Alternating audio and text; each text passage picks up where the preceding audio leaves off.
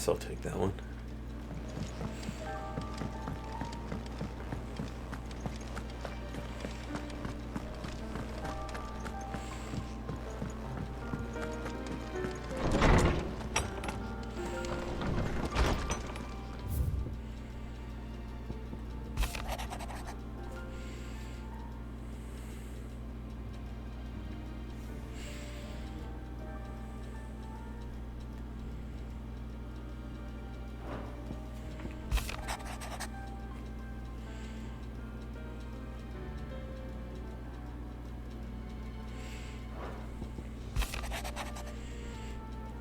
It'd be funny if it was Torgal's like picture there.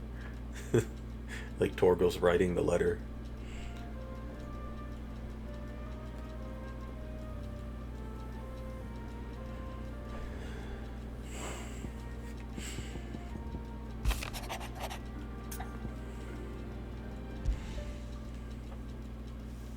Something tells me this is no mere adventure story.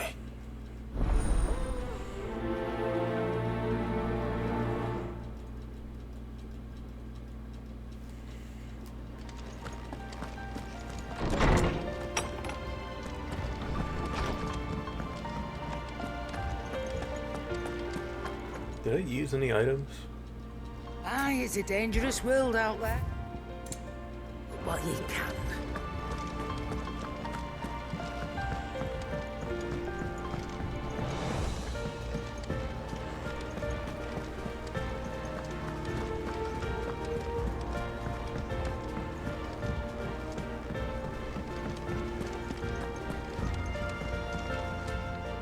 Vivian, I read your note, and I'd be happy to help you find the book you're looking for.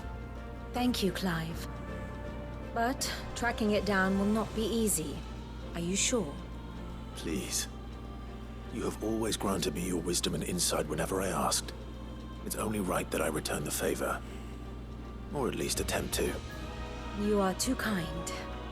Alas, what I ask of you is rather more trying than delivering the odd lecture. I spoke with Hippocrates to see if he had any inkling as to where another copy might be found, but... But perhaps it is best that you hear the details from him. If you say so. Forgive me, Clive, for asking this of you. But this book, it set me on the path to becoming who I am today. Its importance cannot be overstated.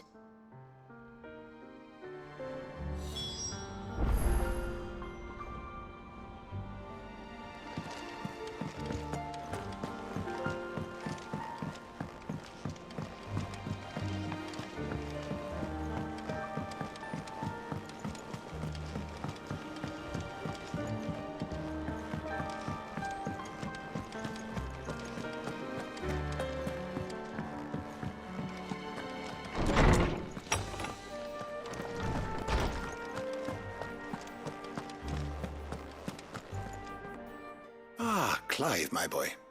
What a pleasure it is to see you. Hippocrates. There's something I need to ask you. I've been charged with locating a book called From a Distance. Then you seek a rare gem indeed. One whose name I had not thought to hear from your lips. You've been talking to Vivian. Right as always. But she didn't seem keen to tell me very much. I take it she didn't like what you had to say. And yet I gather it did naught to dissuade her. Clive, if the young professor has tasked you with obtaining a copy, I fear she asks the impossible. The executors would not allow it. The executors? Coveters of Secrets, a clandestine organization committed to the collection and intenebration of forbidden texts and technologies. One such text being the tome Vivian seeks, chronicling as it does the true history of the enslavement of bearers, a tale which could overturn the established order were it ever to become widely known. Or, so rumor has it. I've never actually read the thing, or even set eyes on it for that matter. How is it that I haven't heard of this organization? Why, secrecy is the executor's watchword. They lurk in the shadows, emerging only to seize that which must be seized, be it books, inventions, or people, before disappearing again, leaving nary a trace. Which would explain why Vivian's copy was snatched from her grasp not long after she found it. By the hand of the executors, yes. But what drives them? Time to fight them. Self-interest or ideology? Fine question. Sadly, all that is known of the executors can be recounted in a single breath. You may just as soon ask me of their origins, numbers, or the identities of their leaders. Any answer I give would be pure speculation. And my hunt was doomed from the first. What was Vivian expecting? That I'd pluck it from thin air? Not from thin air, no. From ash. Rumors of the executors are rife among the scholars of Storm, but rather less so across the Strait. I have a friend. Well, I had a friend in the village of Garnick, a collector of rare tomes, upon which subject we would oft correspond. Alas, I have heard naught from him since the skies fell dark. And no doubt he too has turned.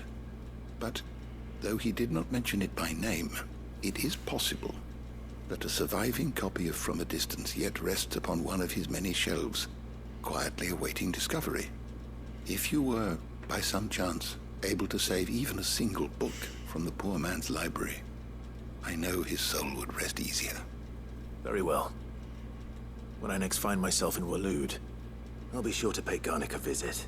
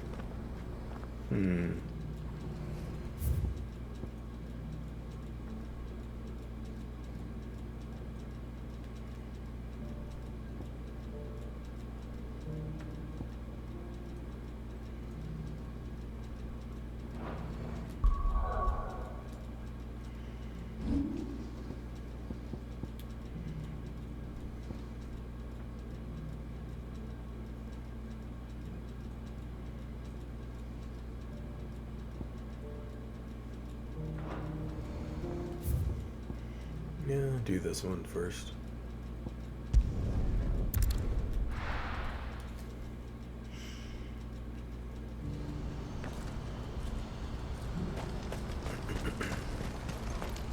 What are you looking for?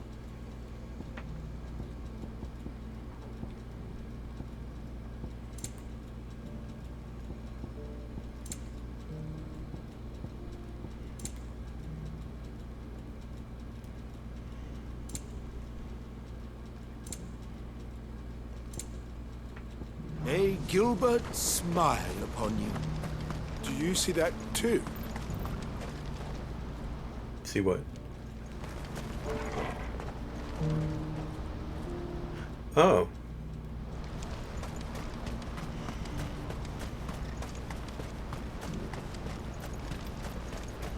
Everyone's looking at it. It's not real. It can't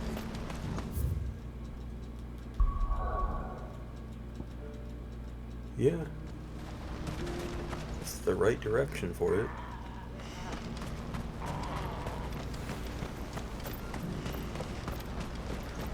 Papa?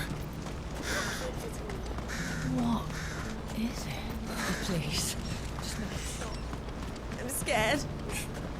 Nothing good's gonna come of this, I'm telling you. Just looking at it's enough to send a shiver down the spine.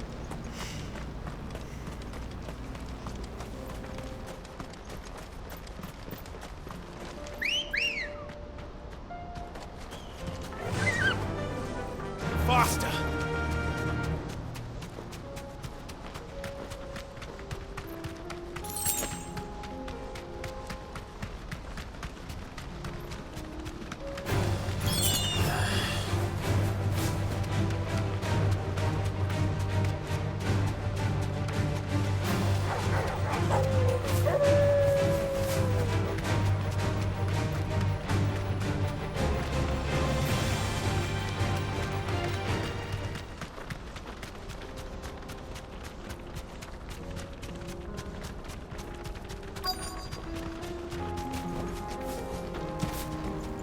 Can't be Rutherford, can it?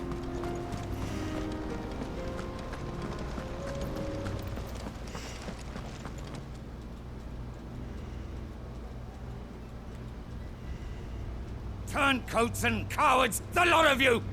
If it's a fight you want, it's a fight you shall have! What's he doing that all the way over here? I don't need your...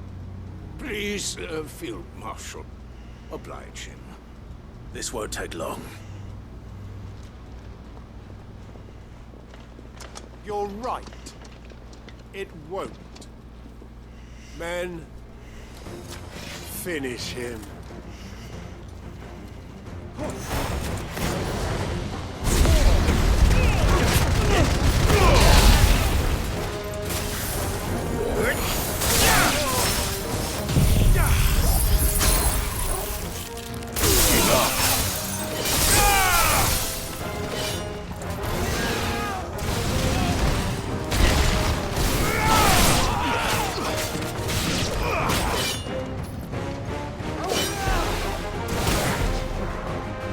Gonna block.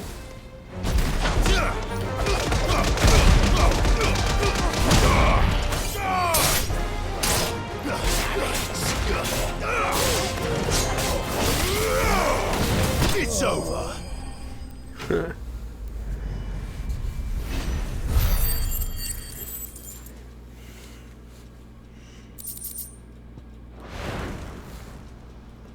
A little longer than I'd have liked.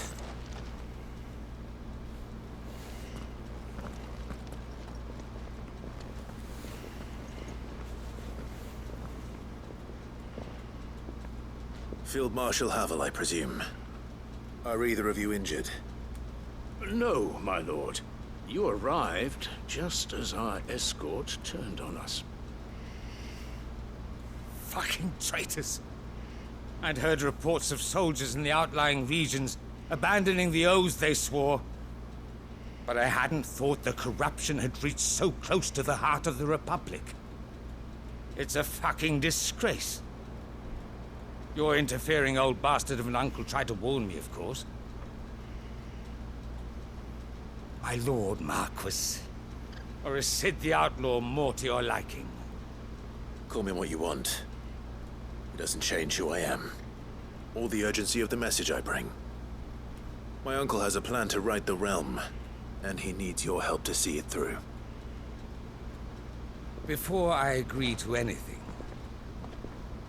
I'd have you answer one question. What do you stand to gain from all this? I won't deny that I might benefit from further chaos. But I seek a new beginning for all of us. And while the choices I've made may not always have been the right ones, I know I made them for the right reasons. For so long, so many of us have been told how we could live, how we could die, when it should have been our decision all along. Now, we have a chance to put things right. But in order to take it, we must stand together. Even if it be beside those with whom we don't see eye to eye.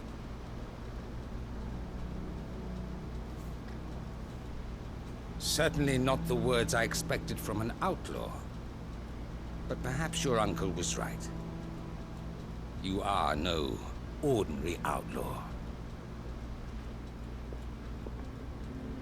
I'll never hear the end of this. All right. I'll start by ordering my most trusted guard to bring the Dalmekian fringes under control. Next, I'll make contact with my counterparts in the Imperial Army and see if I can't convince them to try and restore order in their own territory. Thank you, Field Marshal. But they are not the only ones we will need to convince. What do you mean? I don't doubt that I can bully some sense into a few generals. But those they answer to require a different kind of persuasion. And when it comes to honeyed words, well, we will need an envoy. One who can court even the most stubborn of statesmen. You, perhaps. I'm flattered. But I'm no diplomat either. And I have other problems to attend to. What we need is a skilled arbitrator. And I may know just the person. Is that so? And would he happen to be an outlaw too? Of a different kind, perhaps. Well, beggars can't be choosers. I suppose we'll all have to find a little of the outlaw in ourselves if we're to make it through this. Very well. Send your man to me right away. I shall.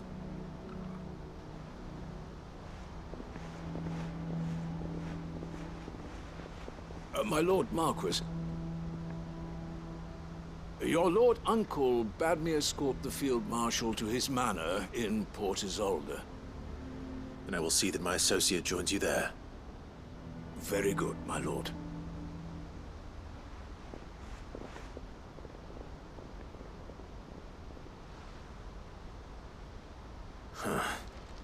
An envoy. I'm not sure I'm the man to talk anyone round. I can barely convince my brother to take his medicine. No. This is a job for someone with experience. Someone like Quentin. I hope I can convince him at least.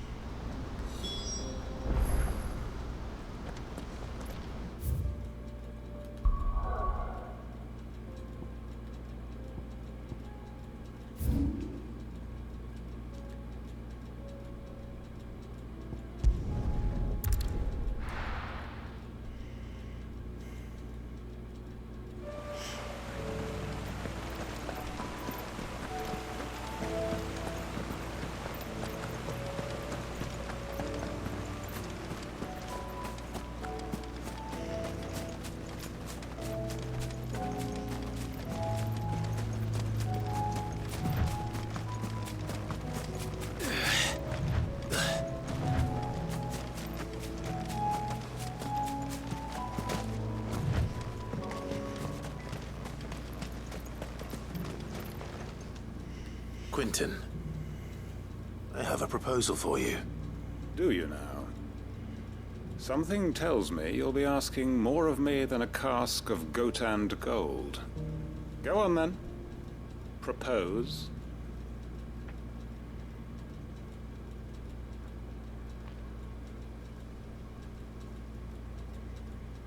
You'd have me convince the chiefs and chamberlains of the realm that they should simply swallow their pride and do the one thing that has proved impossible for thousands of years. Was there anything else? Perhaps I can fetch you a meat pie as well. I know it's a lot to ask, but I can think of none better suited to the role. And you'd have me give up what little I have left to do it. I told you, Clive. The people of Lostwing are my family, and I cannot abandon them. You'll have to find someone else.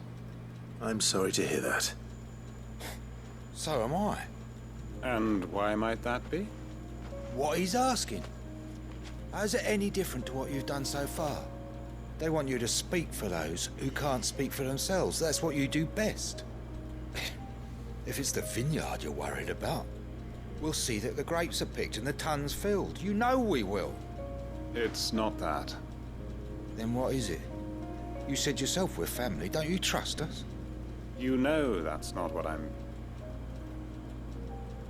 Then what are you saying? That only we are worth saving? Why turn your back on everyone else? You convinced us we could build new lives for ourselves, and if you can do that, who's to say you couldn't convince the entire realm? A stirring argument. I fear that any rejoinder I make might fall somewhat flat by comparison. So you'll join us? Where do you need me? Field Marshal Havel will want to speak with you in person. He's currently in Port Isolde. I can arrange for a party of Cursebreakers to accompany you there. That would be very much appreciated. I hear the roads are far from safe these days. Hopefully not for long. My uncle will want to know that his plan is taking shape.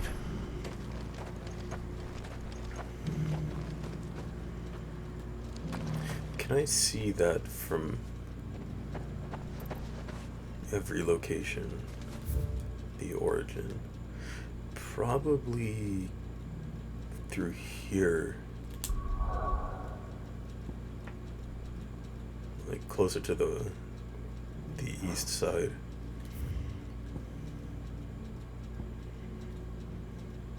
Maybe not though.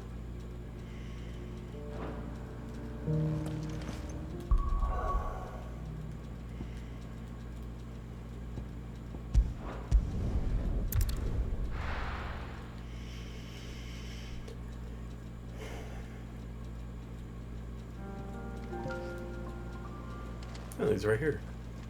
Convenient. Uncle, I bring good news. The Field Marshal has agreed to your plan. Ha! Of course he has. I didn't doubt you for a moment, dear boy. Rutherford is accompanying him back to your manor in Porter's Alder as we speak. They will await your return there. As will one other. One other? Who, exactly? Lord Havel was concerned that even if he could get the realm's armies to agree to an accord, he might not be as successful in convincing those with political power. He asked if I might have a solution, and I suggested a certain Imperial Lord Magistrate turned Liberator. One of your co-conspirators? Master Quinton would probably call me one of his, but yes. Another outlaw, then. Just the thing we need to put these rotten politicos in their places. Good thinking, Clive. I'm glad you approve. The more the merrier, eh? Uncle, assuming Havel and Quinton can solve our problem with the armies, you still haven't mentioned how we might manage the grain shortages. Oh, don't you worry, my boy. The 7 high houses will be seeing to that. They have all agreed to make the most generous of donations. Oh, of course, it did take a little persuasion, but luckily I had some unexpected help. From who? Why, you, my boy. Rumor has it that you rescued the Lady Ariane's head steward Rockford from a horde of bloodthirsty bandits. It was more of a handful. Well, the old battle axe was so pleased. She had a shipload of talents delivered to my private docks by the next new moon. And when the other houses saw the parsimonious old crone's purse strings finally loosen, they as good as tripped over themselves in the rush to follow suit. I'm happy to hear it. Now, I must be getting back to the manor. Join us there at your earliest convenience, would you? Of course, Uncle.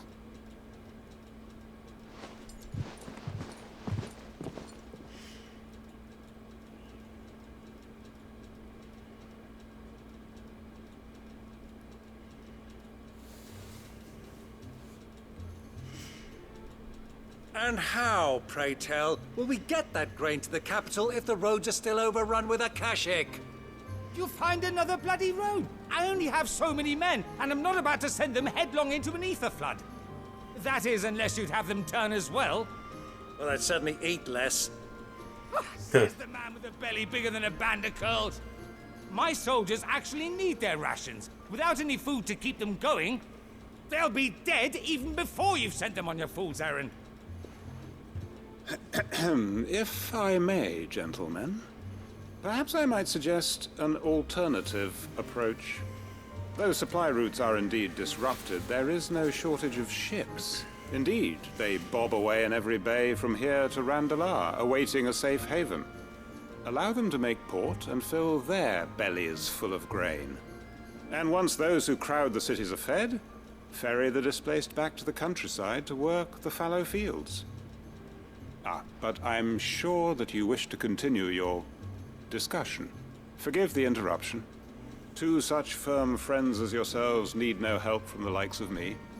Rutherford spoke fondly of the great bond between you. Us? Friends? I can't stand the man. Clive, I'm beginning to question the quality of the company you keep. And what kind of company are you expecting him to keep? The man's a criminal. Criminal? How dare you? You are not fit to breathe the same air as this fine, upstanding young gentleman. Upstanding? He calls himself Sid the Bloody Outlaw. Once more unto the breach.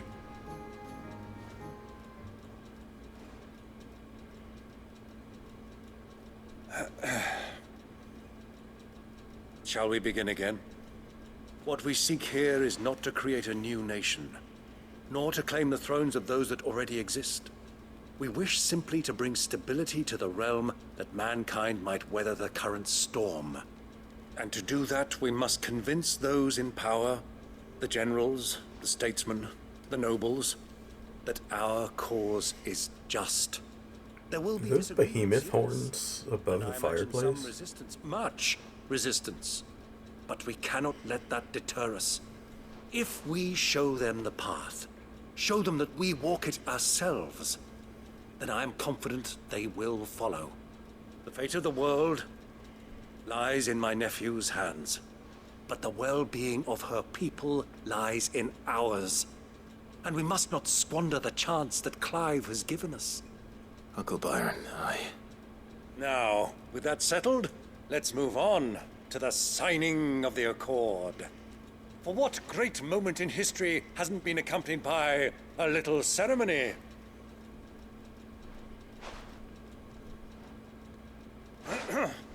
Citizens of Valisthea, I present to you the Triunity. Rutherford, Mike Will.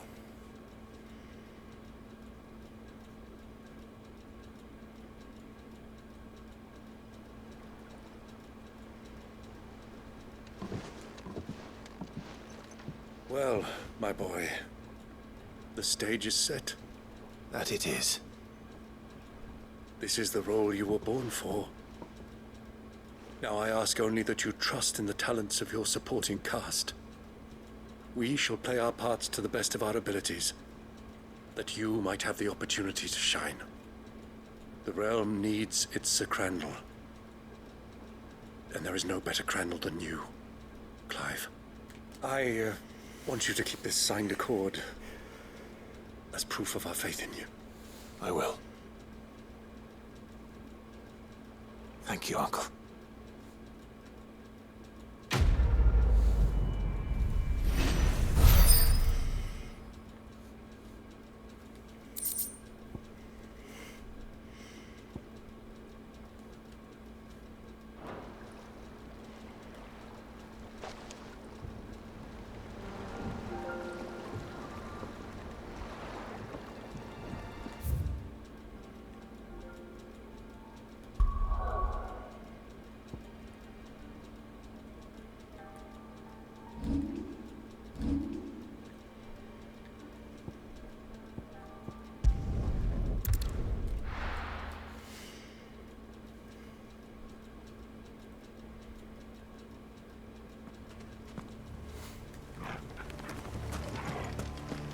Oh.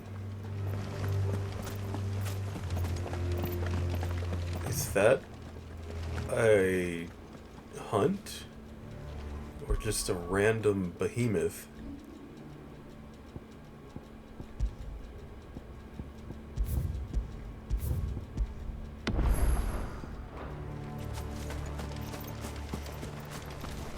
That's a hunt.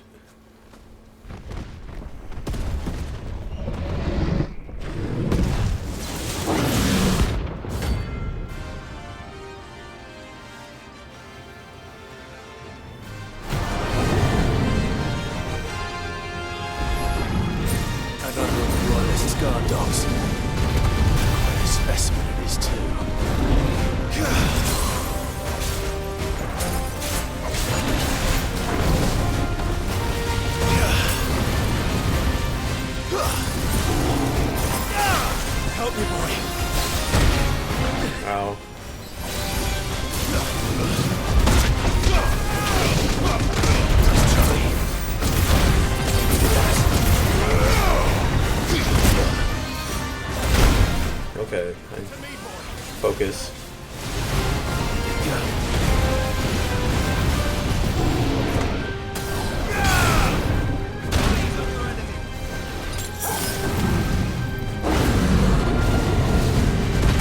Too slow.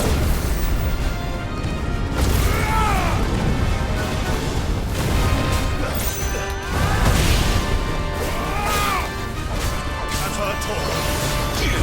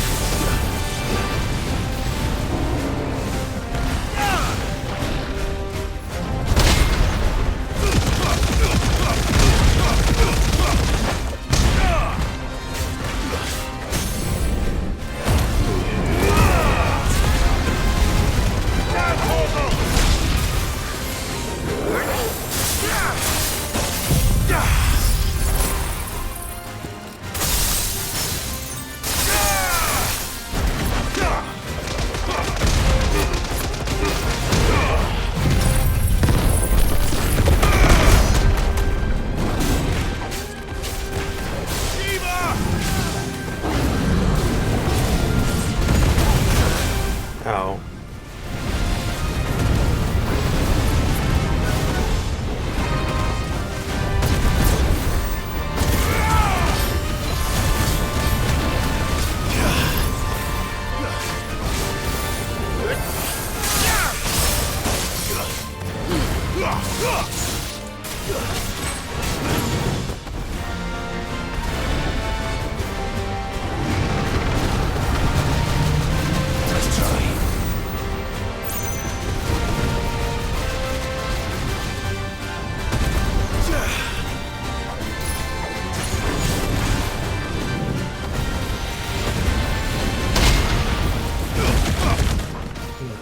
Completely missed.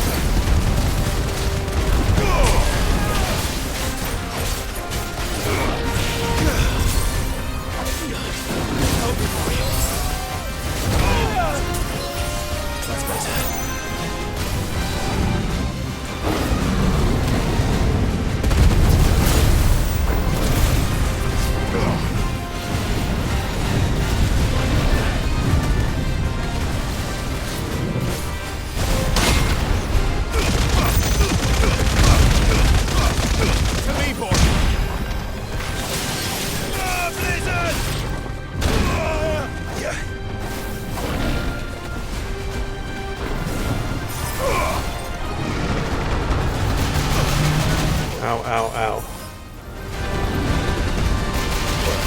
Ow.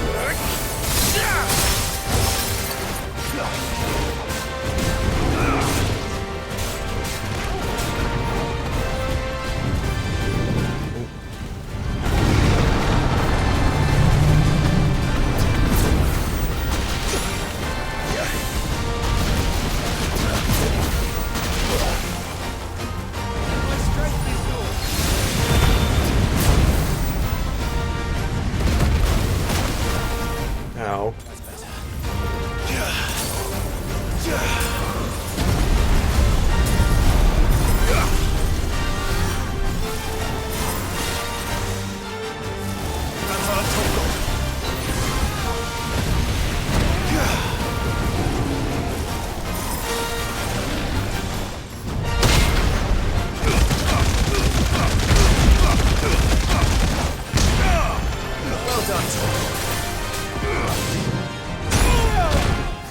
Too late.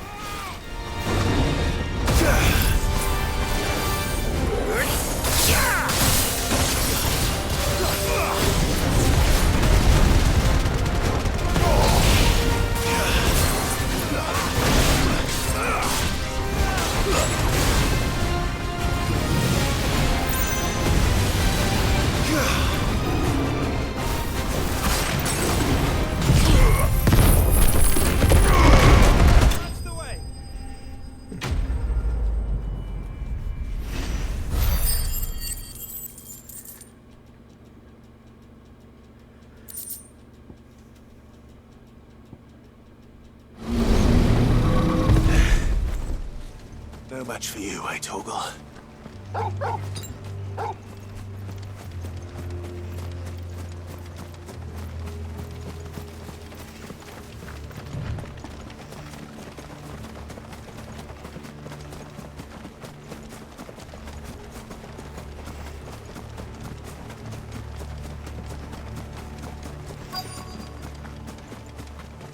The entire village looks abandoned.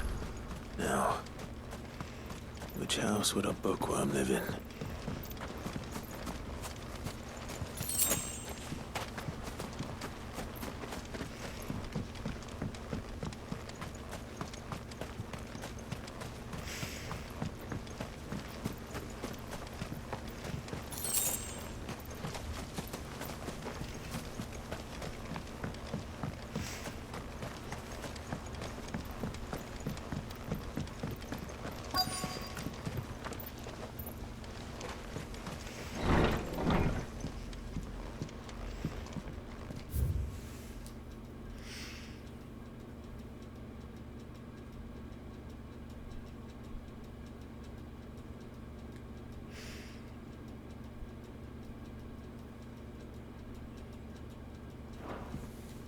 This is a Royal Army logbook.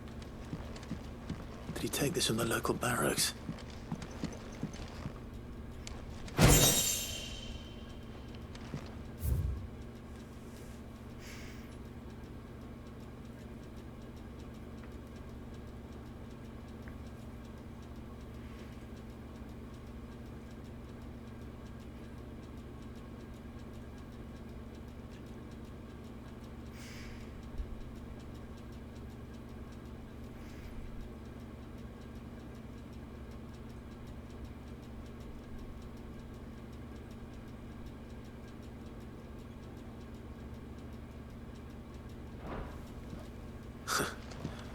His interests were certainly varied.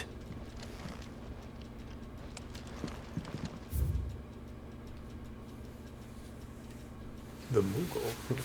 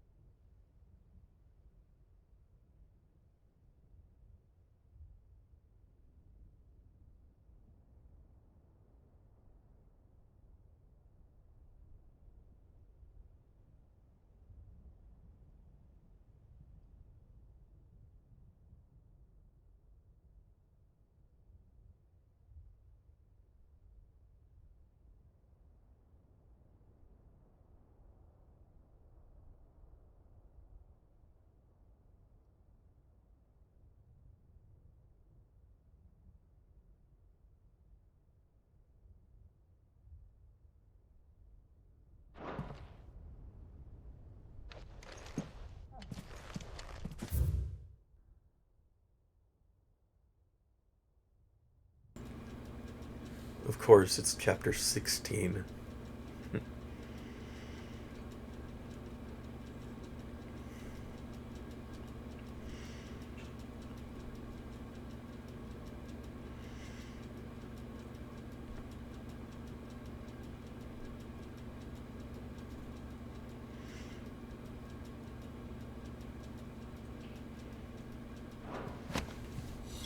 This is it.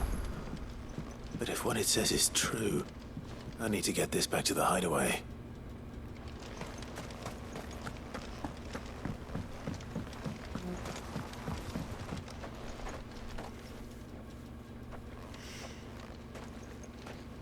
Leaving so soon, stranger?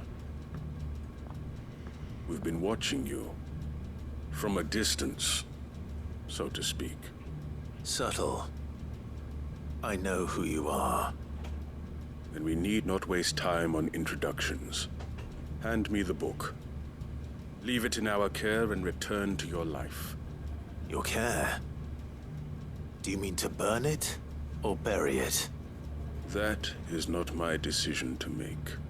But by one means or another, its contents shall be removed from the common record. Then I'll have to politely refuse. I won't let you erase our history. Then we find ourselves at an impasse. Very well. The book can just as easily be pried from your dead hand.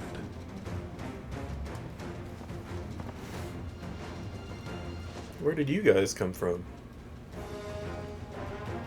Let's see, shall we? Really?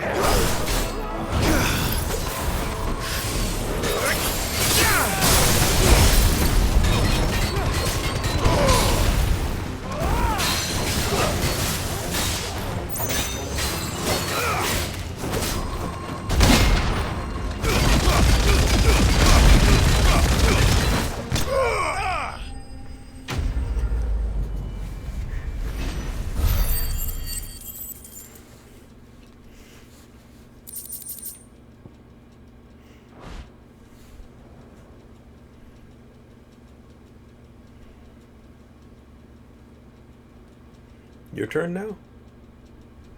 Impressive.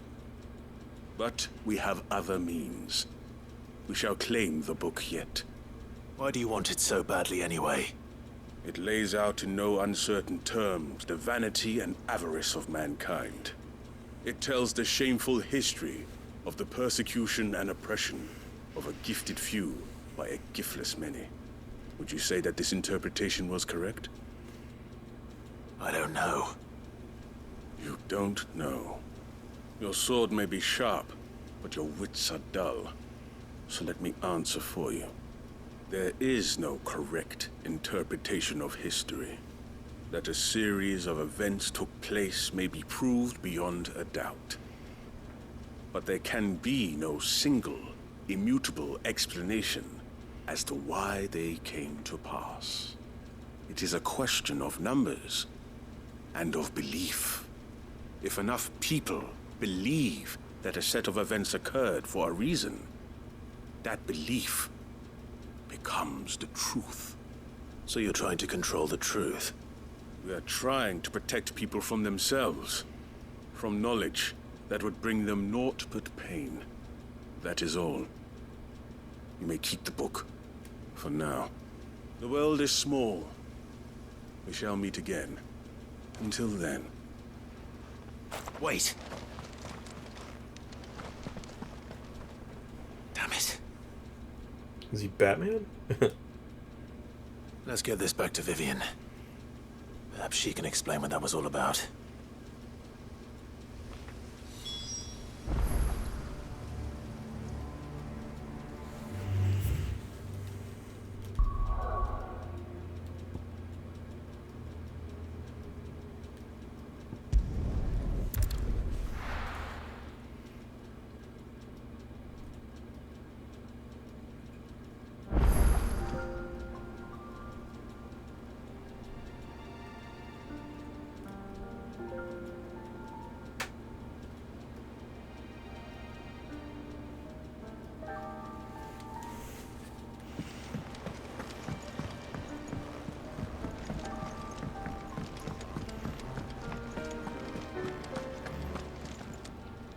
Clive. Go on, then. It'd better all be here. Come again. Or don't. I'm not much bothered either way.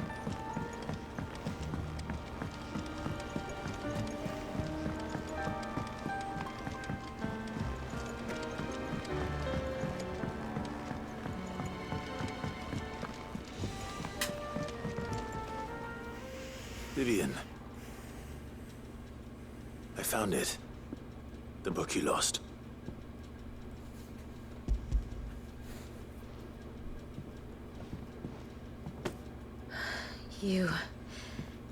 You found it. Thank you, Clive. Even though I asked this of you, I was not entirely sure it would be possible. I feared the executors had seized every copy. I met with one of these executors, and I convinced him to let me keep it. He told me something. That the truth is just a matter of collective belief. And that if enough people believe a lie, that lie becomes the truth. It does. But it also means that the truth is not immutable. That it can be changed. Provided that those who wish to change it can convince enough people that their perspective is the correct one. As the sad history of the bearers proves. You said that the book inspired you to become a scholar. It did. Or its author, rather. She was a heretic, you see. A firebrand and a dissenter. A gallows stood ready for her in every corner of the realm. And by shunning society, or perhaps being shunned by it, she stumbled upon a truth so potent that an entire realm trembled at the prospect of its utterance. I, too, have always felt somehow set apart from the world of men. A stranger to my own species. She taught me that my solitude was not a curse, but a gift. And that, though my journey to the truth might be a lonely one, what I found at my destination would be more than worth the cost. Do you still feel that way? That you're not one of us? Honestly, I'm not entirely sure anymore. Since coming to the hideaway, I find my thinking somewhat clouded. Perhaps the result of studying mankind from a rather closer perspective than I had intended. But the more I study, the more I find value in this perspective. In looking not from the outside, but from within. So if you'll permit me, I'd like to continue my work here. Remember, Clive, when enough people believe, belief begets truth. Give the men and women of this benighted world the gift of truth. Make them believe in you, as I do. I'll try, Vivian.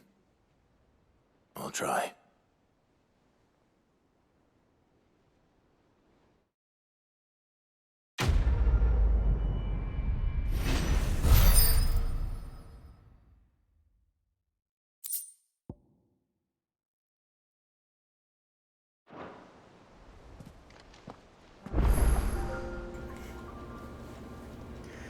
Now I will do that quest. Wait, is there another one here? Oh, let's see.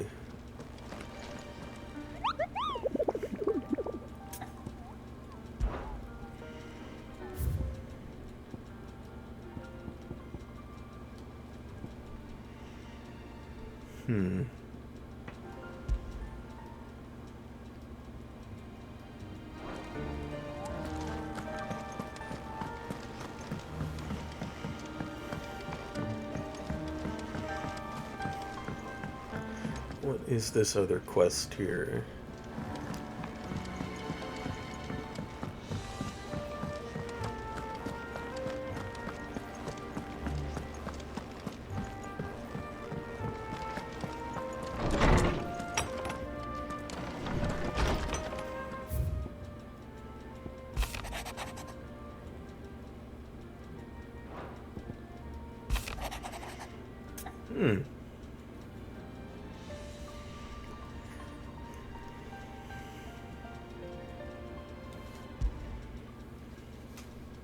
It's usually me making demands of Hippocrates. I wonder what this is about.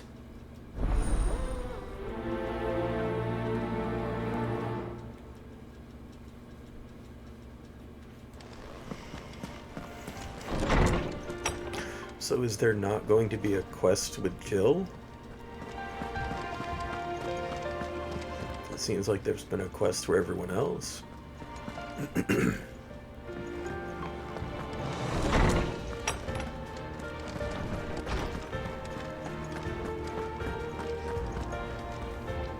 Lawsman Hippocrates. I received your note. Ah, yes. I expect you're wondering what this is all about. You spoke of making amends with Dion, but I can't imagine what for. Then I should begin by telling you that I was once his tutor. This was some years ago, of course, before I joined Sid in his hideaway.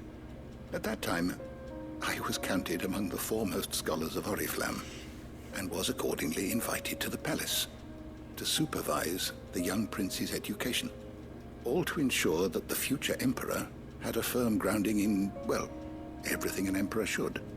History, religion, commerce, government.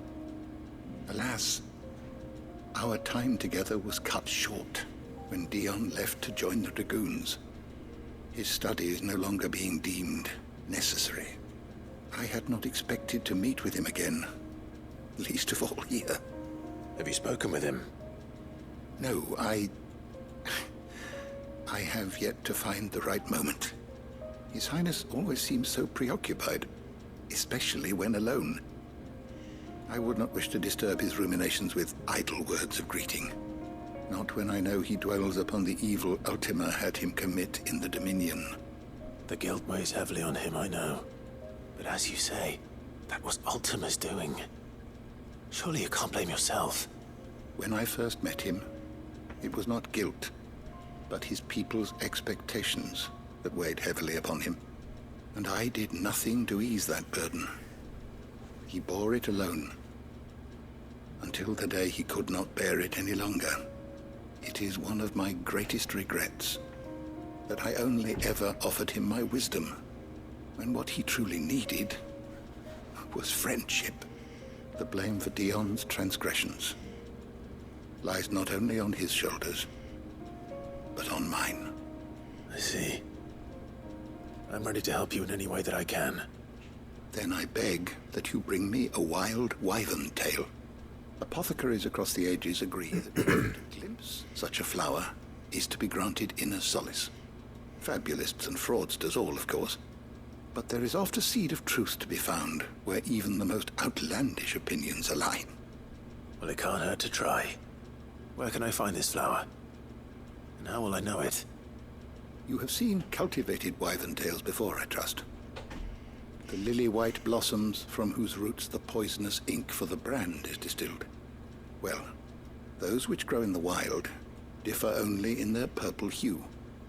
The harsher the environment in which they are raised, the deeper the color. There is a waterfall in Rick Mal's roost across the strait, where the flowers once grew in abundance. Whether they still survive there, I know not. But try as I might, I can find no likelier location. It's all right. I'll find you a wyvern tail one way or another. Thank you, Clive. And please, be safe.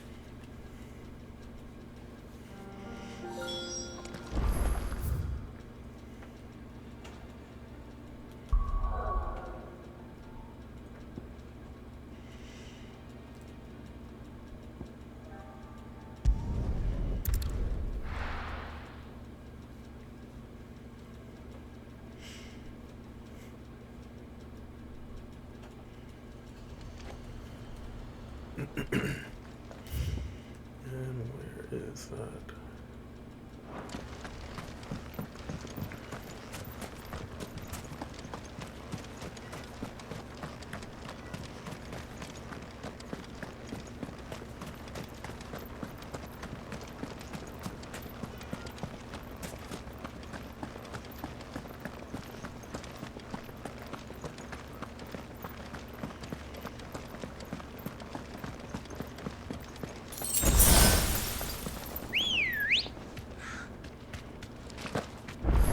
Come on.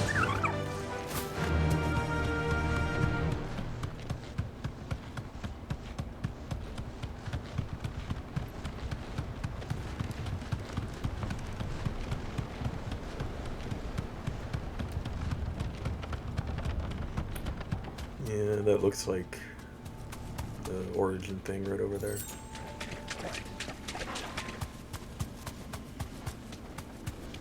We're just looking for you.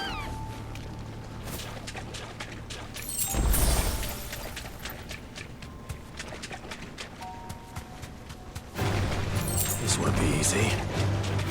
Seems this place sure will. Twice over. Purple flowers blooming next to a waterfall.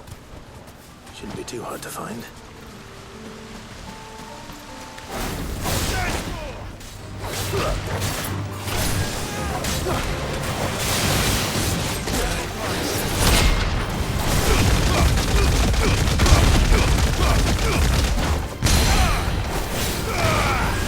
Fire and flame!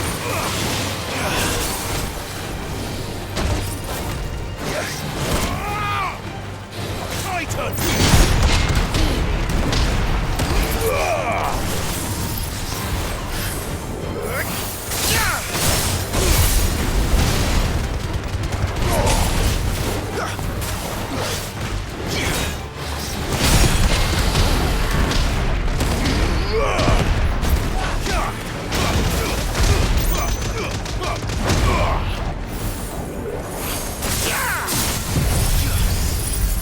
To me, boy!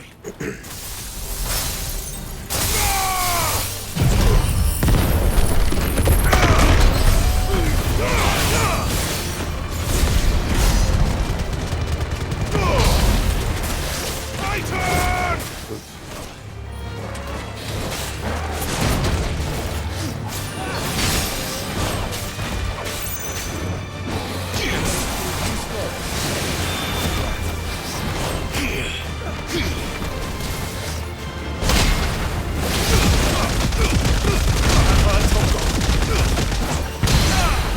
Well done, Toggle.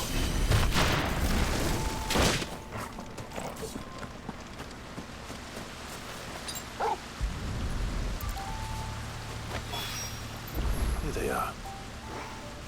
Might as well pick enough for a bunch, I suppose.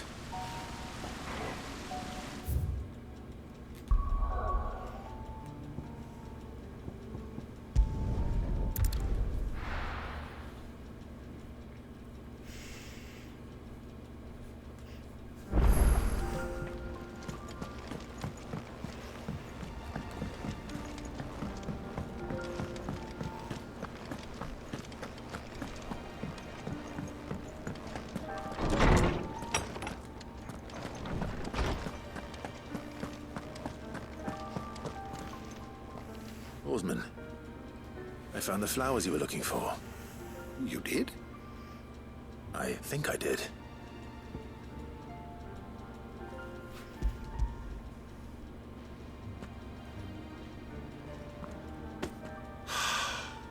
You did indeed. My dear boy, thank you. You wanted to make Dion a gift of one, did you not? Shall I invite him to join us? Oh, I don't... It's no trouble. I'll go and fetch him.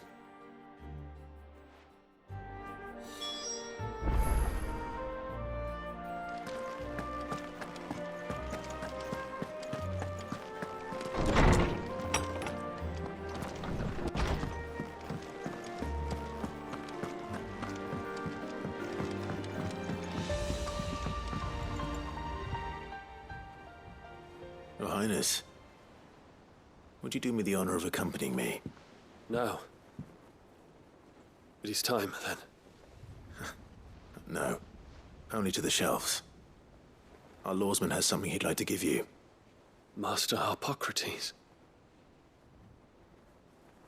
No. I dare not show my face before him. Not after everything I have done. I have taken countless innocent lives. And ruined countless more. All because I was weak. I have sworn to atone for my crimes or die in the attempt. But were I to meet with him again,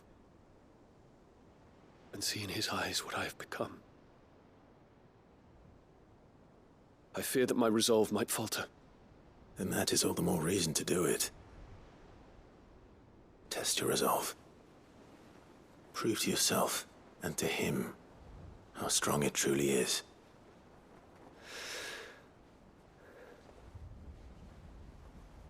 You are right. I must, at the very least, offer him my gratitude. Very well, then. Take me to him. Follow me.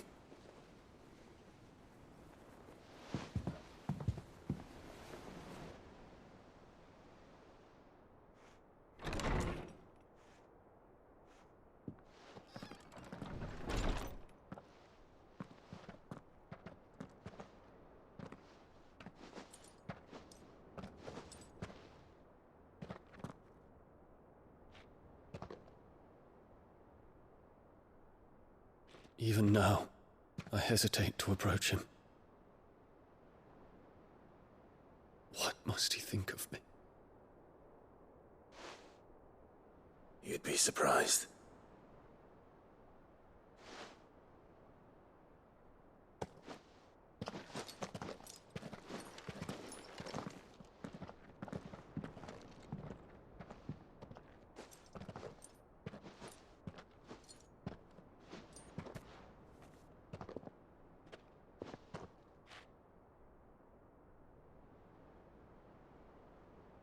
Master Harpocrates, pray, accept my apologies for leaving your tutelage before my studies were complete.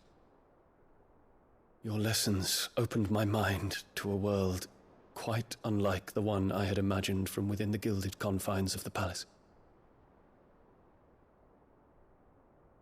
And I shall be forever grateful for the efforts you made to enlighten me. Lift up your head, Your Highness. The deeds of youth require no apology.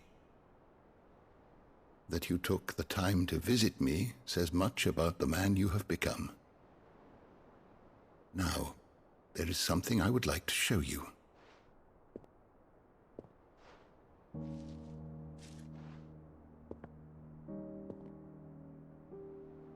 Is that a wyvern tail? The color is unfamiliar to me. Because it is unique to those found in the wild. Something in the harsh environments in which they grow lends them this striking hue.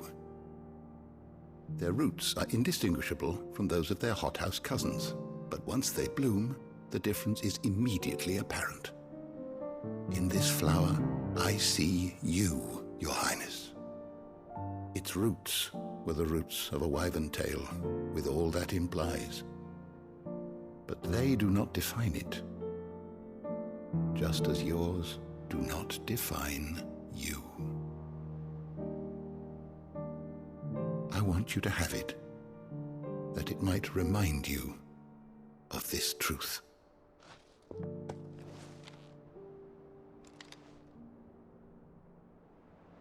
Master Harpocrates, I would ask of you a service. Keep your gift until I have fulfilled my duty to the realm, for only then shall I be deserving of it.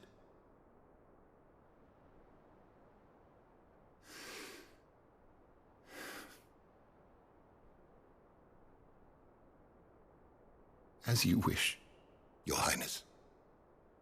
I shall await your return.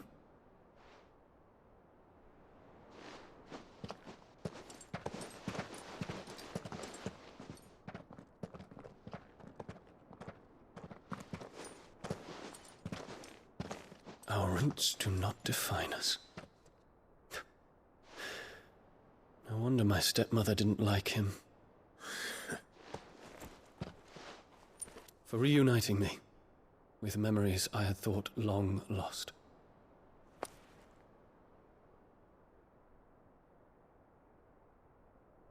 I shall not forget this.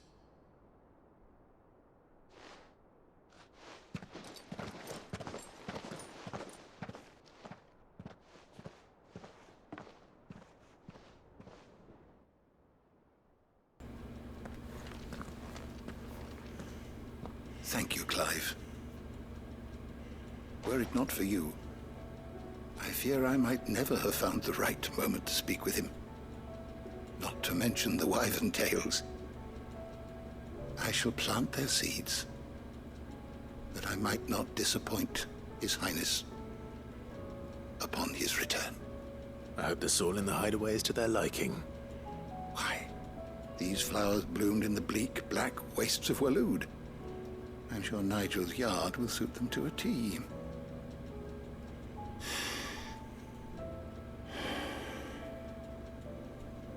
When it comes to expressing one's gratitude, I find that words are seldom sufficient. Here. What's this? A stolas quill. Or more precisely, my stolas quill. 'Tis said that an owl's feathers are steeped in the wishes it hears over its long lifetime. All those words just waiting to pour out onto the page. So consider this my wish for you. That one day you may put down your sword and pick up that pen. Well, when that day comes, I'll certainly have a lot to write about. Thank you, Harpocrates. It shall have pride of place in my chamber.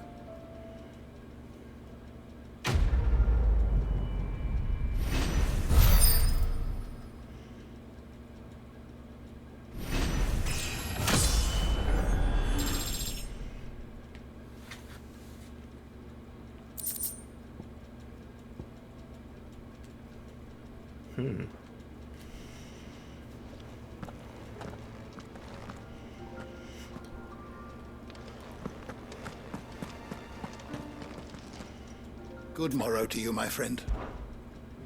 I don't believe you've read this particular chapter before. If you have a question for me, I should be happy to answer it.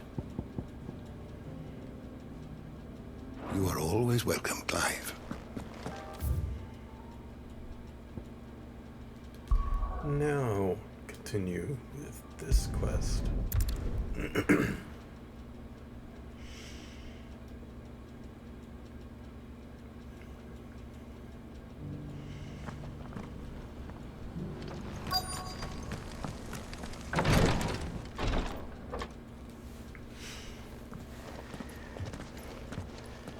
Your Grace, my lord.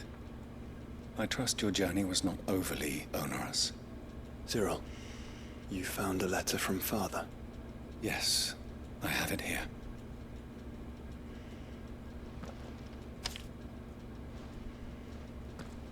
If you would do us the honor, my lord.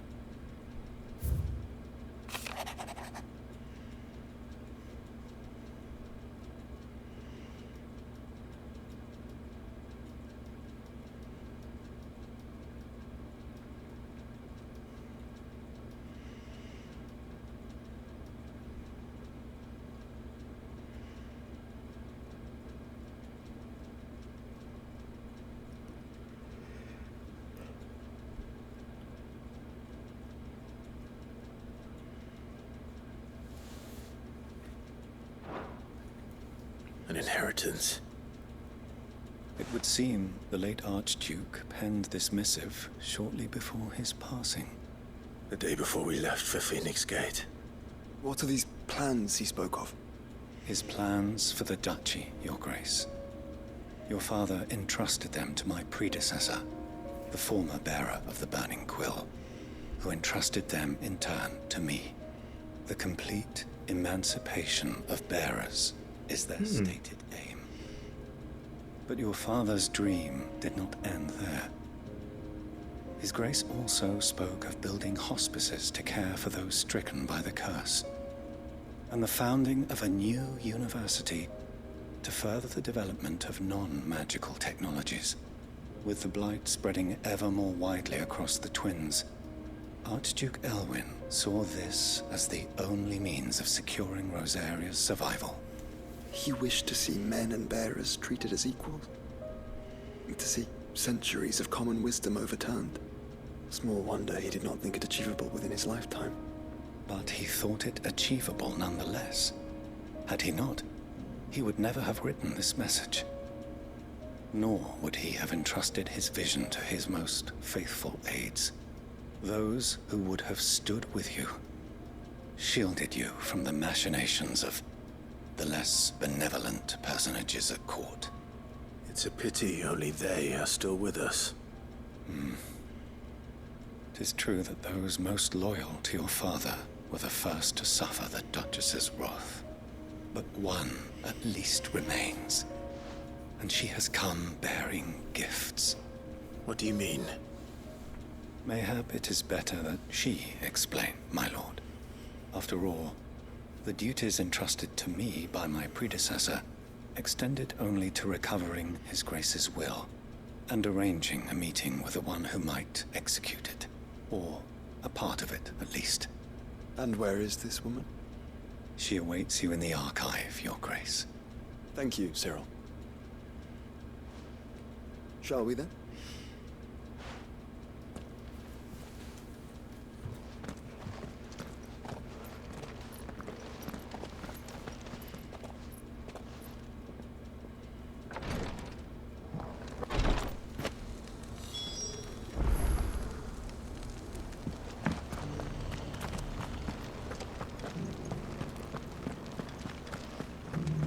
This is the Required Tree, an archive where we of the Undying collect and collate our findings. Fragments of Ultima's true nature surely lie buried within these pages. We have only to unearth them.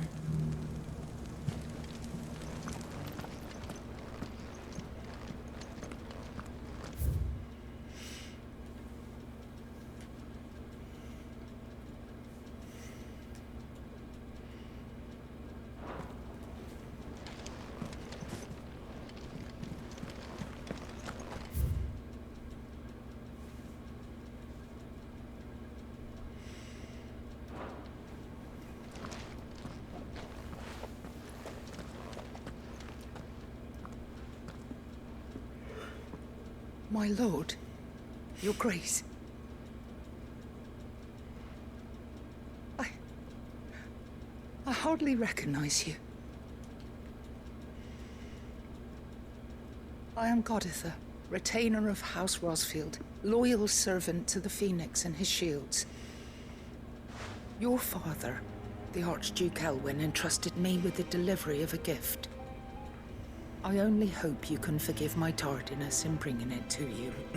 Lift up your head, Lady Goditha. You have our gratitude for your service to our house and to our father. I merely did my duty, as any proud Rosarian would. My lady, perhaps you could explain a little more? What exactly is the gift you bring?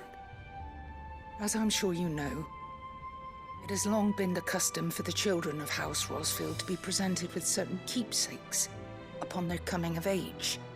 Indeed it has.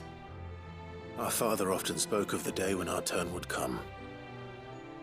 And had he lived to see it, he would have presented you with the treasures I bear. Matching armbands for you both. Alas, he did not live. Indeed, he was taken from us even before they could be completed. He had intended to claim the Heartstone with which each armband was to be finished himself, but it was not to be.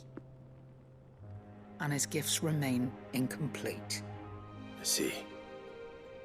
It saddens me to bring them before you, as they are.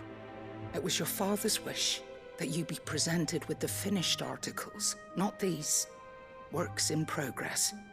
But with his grace long since gone, and the stone left unclaimed, I had little choice. You are grown men now, and his house is yours. And while I would not presume to insist upon your claiming the Heartstone in his stead, I know that nothing would have pleased him more than for you to do so. Thank you, Lady Goditha. What say you, Clive? What else? Of course, my lady. May our father's will be done. Oh, I am much obliged. Do you know where we might find this Heartstone, my lady? I do. Though it may be a matter of a good deal more than simply happening upon it. It is found in the bellies of elder griffins, you see. We do at least know where to find one. A certain specimen has made its nest in Titan's Wake, not far from here. A certain specimen? You are most perceptive, Your Grace. In answer to your unspoken question, yes. In fact, this is the very same beast your father meant to slay. I have been tracking its movements since you were but a boy. Were you to slay it in his stead, as men of House Rosfield, it would surely make your father proud. What say you, Joshua? What else?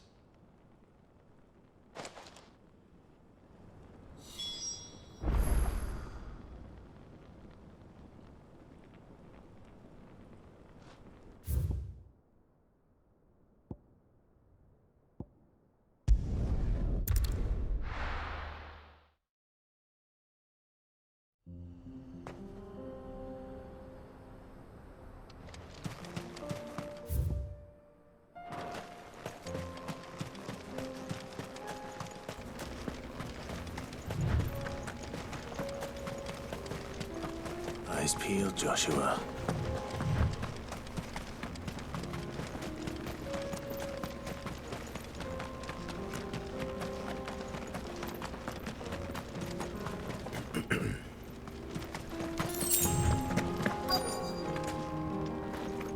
Huh? Oh, it's a griffin. There it is. For House Rosfield.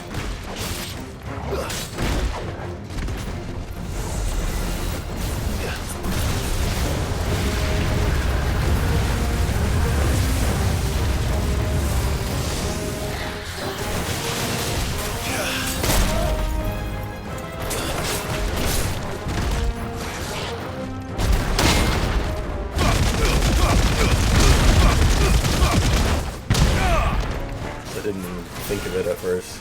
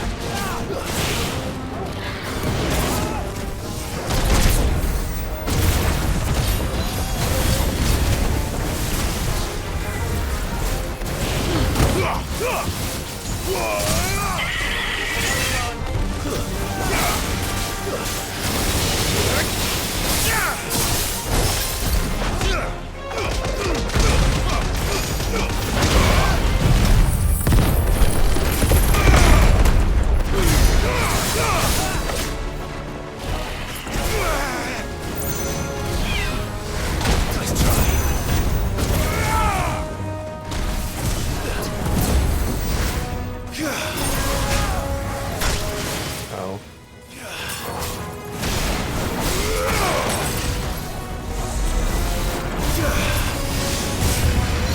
Ow.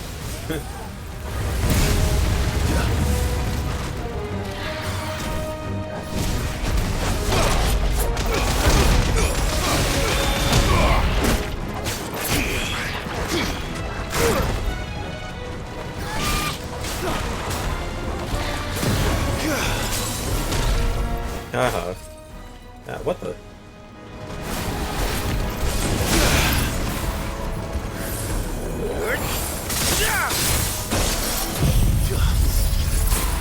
I'm hurt, Torgal.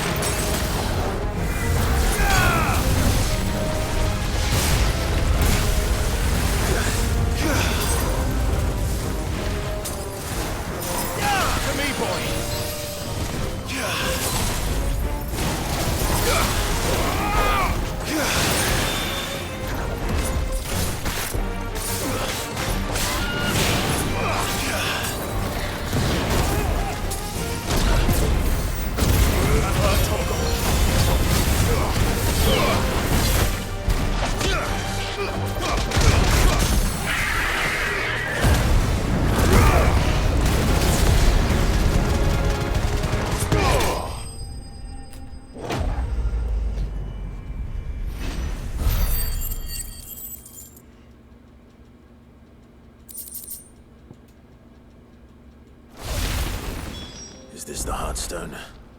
I expect Lady Golitha will know.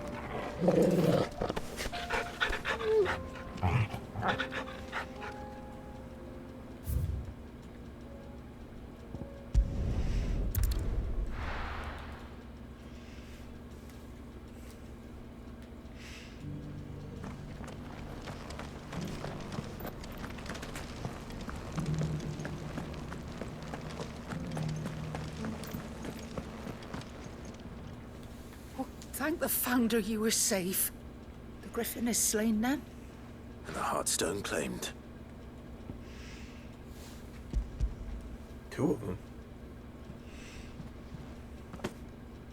Yes. This radiant luster, like frozen flame, is just as your father described it. Thank you, my lord. Your grace. Yeah, it would have to be two of them, because it's Be so proud. one for each of them. The lapidary is ready. Thank you, Cyril. I will be with him shortly.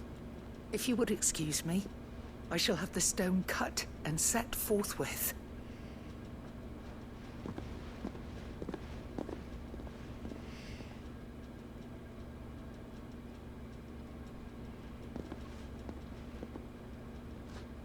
The armbands are complete. Pray, take them. They are yours, after all. Heartstone is harder and more enduring than garnet, or even ruby. It symbolizes unwavering will and devotion. And the graven vines encircling the stone represent the unbreakable bonds between you. It's a message. Father knew we had enemies both inside and outside the duchy. Enemies who would thwart his vision. Only with unwavering devotion would it ever be realized. And only if we stood together, as Phoenix and Shield, as brothers in arms. Only then might those enemies be overcome. Indeed. His Grace knew the enormity of the task he would entrust to you, his heirs. But this was more than just a message. It was a promise. That he would always be with you. Thank you, Lady Goditha, for remaining the steadfast custodian of our father's will. Forgive me, my lady, but there is something I don't quite understand. The Undying told me that after Father died, Mother claimed all of the ducal treasures for her own. Even if the armbands were incomplete, she would surely not have overlooked them. So, how were you able to keep them from her? Because I was the keeper of the vault. Though I was but a lowly servant, your father spoke to me of his intentions for the bands, of the deep love he had for both of you, and his hopes for your future. In the days before the disaster at Phoenix Gate, I discovered that the Duchess had ordered her jewelry be sent away from the castle. It was then that I knew she meant to betray us. I tried to warn your father, but it was too late. When word of the fire reached Rosalith, I knew my time was short. So I took up the armbands and I fled into the night. And thank the Founder you did. Yet my duty to your father was incomplete. Not knowing what else to do, I followed the Griffin, thinking I might claim the Heartstone on its passing. And so my pursuit continued, until Lord Cyril appeared before me. He informed me that His Grace's will had been recovered, and that his sons were alive and well. Lady Goditha, on behalf of my father and all the people of Rosaria, I thank you for your loyal service. As do I. Thank you, my lord. Your Grace, for coming back to us. For giving my service meaning.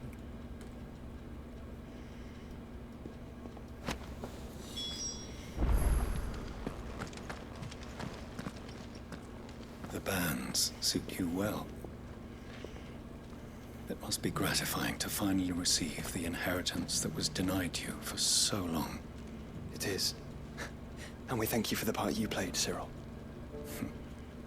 If you would permit me to play my part a little longer, might I suggest that you make your way to your father's memorial atop Hawk's Cry Cliff. Let him see that you have received his blessing, and that his vision lives on in you. I suppose it would be churlish not to. What do you say, Clive? Shall we pay Father a visit? I think we should. I was hoping to be able to offer him my thanks before we left for Origin. Your father's helm is enshrined there. It has been since the day we recovered it from Phoenix Gate. I prithee claim it, for it too is a part of your inheritance, and I do not doubt that your father would prefer it in your hands than perched upon some lonely rock. Thank you, Cyril.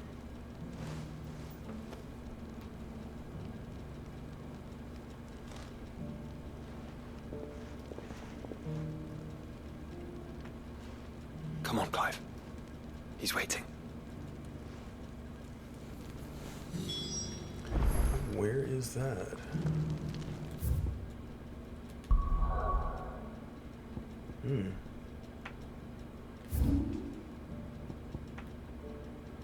Oh, over there. This is still blocked off.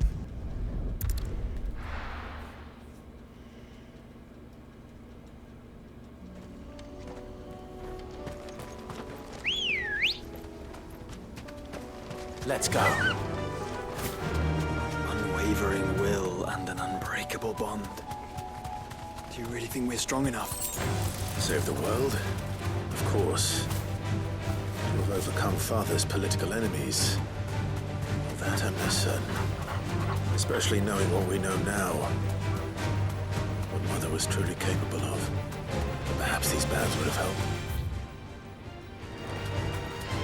Knowing he was with us would have made all the difference.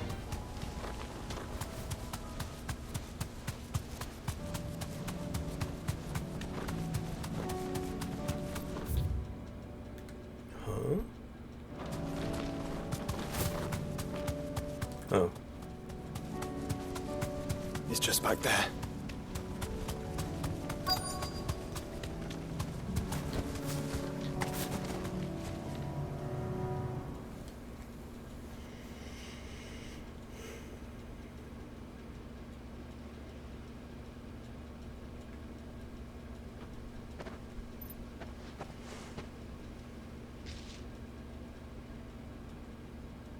Father always fought for what he believed was right.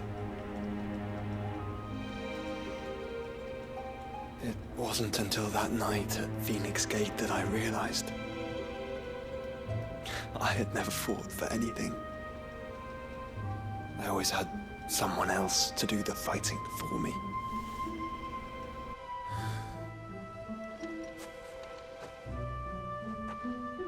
No matter how fate conspired against him, he never lost heart, never looked back, never stopped fighting. To me, he was the greatest of men. And I've been trying to live up to his ideals ever since.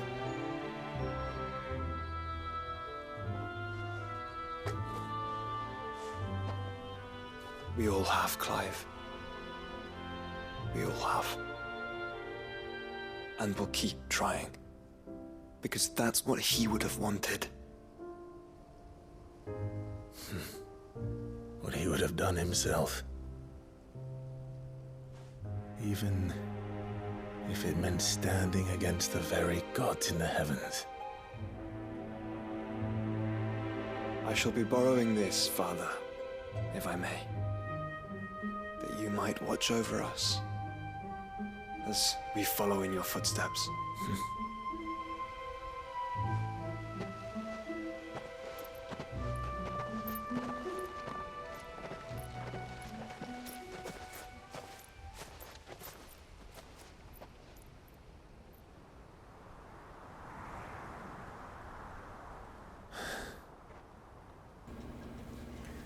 Huh.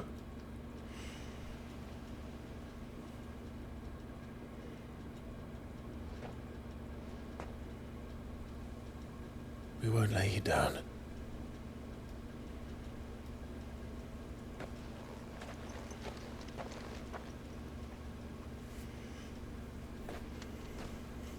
Onward then. Onward. To the end. And to a new beginning.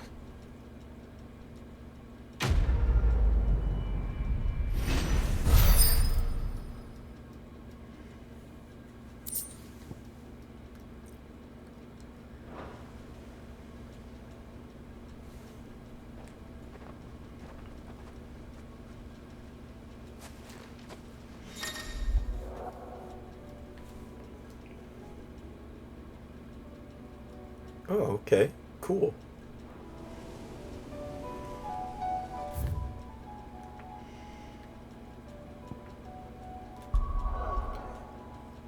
Oh.